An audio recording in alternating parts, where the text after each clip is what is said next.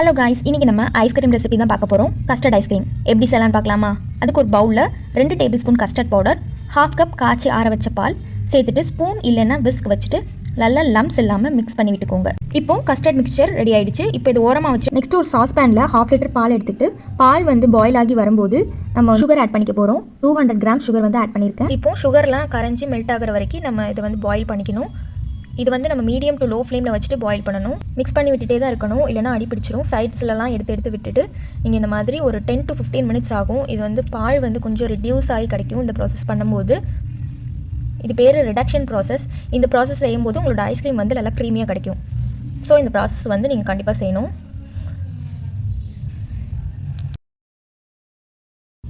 இப்போது 15 to 20 minutes ஆகிடுச்சு. சுகர்லாம் நல்லா கரைஞ்சி ரிடக்ஷன் ஆகிடுச்சு.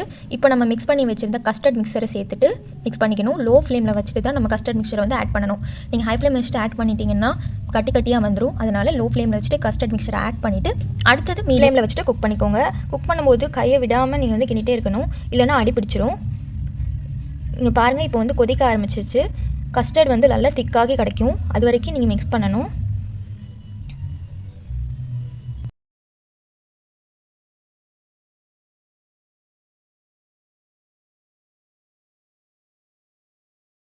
இப்போ கொஞ்சம் இந்த மாதிரி வாட்டரியாக தான் இருக்குது. இன்னும் ஒரு 5 மினிட்ஸ் நம்ம குக் பண்ணோம்னா நல்லா திக்காயிரும். இப்போ பாருங்கள், நம்மளுக்கு திக்காகி கிடச்சிருக்கு. இன்னும் ஒரு 3 to 4 மினிட்ஸ் நம்ம குக் பண்ணணும்.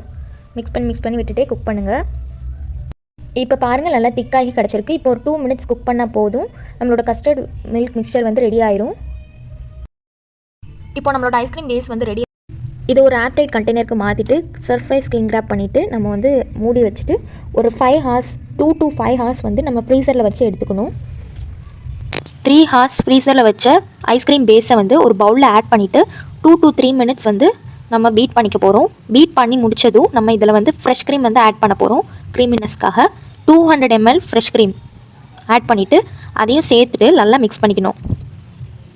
4 to 5 மினிட்ஸ் பீட் பண்ணிக்கணும். பீட் பண்ணிவிட்டு இதை நம்ம நெக்ஸ்ட்டு 8 ஹார்ஸ்க்கு வச்சு ஃப்ரீஸ் பண்ண போகிறோம். இப்போ நம்ம பாக்ஸில் ஊற்றும்போது பாருங்கள் எவ்வளோ ஃப்ளோவி கன்சிஸ்டன்சியாக இருக்குன்னு. இந்த மாதிரி கன்சிஸ்டன்சி ரீச் ஆகிற வரைக்கும் நீங்கள் பீட் பண்ணிக்கணும். ஸ்மூத் அண்ட் ஃப்ளோவி கன்சிஸ்டன்சி ஆகணும்.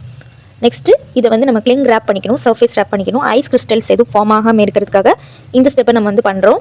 கிளிங் ரேப் பண்ணிவிட்டு இந்த மாதிரி ப்ரெஸ் பண்ணி விட்டுக்கோங்க. ஐஸ்கிரீமில் டச் ஆகிற மாதிரி இருக்கணும் அந்த கிளிங் ரேப். அவ்வளோதான், 8 ஹார்ஸ் ஃப்ரீஸ் பண்ண ஐஸ்கிரீம் ரெடி ஆகிடுச்சு. இப்போது நம்ம ஸ்கூப் பண்ணி எடுத்துடலாம். பாருங்கள் எவ்வளோ ஸ்மூத்தாக வருதுன்னு. சூப்பரான கஸ்டர்ட் ஐஸ்கிரீம் ரெடி ஆகிடுச்சு. இந்த சம்மருக்கு இந்த ரெசிபி நீங்கள் கண்டிப்பாக ட்ரை பண்ணி உங்களோட ரிவ்யூஸை கமெண்ட்ஸில் சொல்லுங்கள். அடுத்த வீடியோவில் பார்க்கலாம். அது வரைக்கும் பாய்.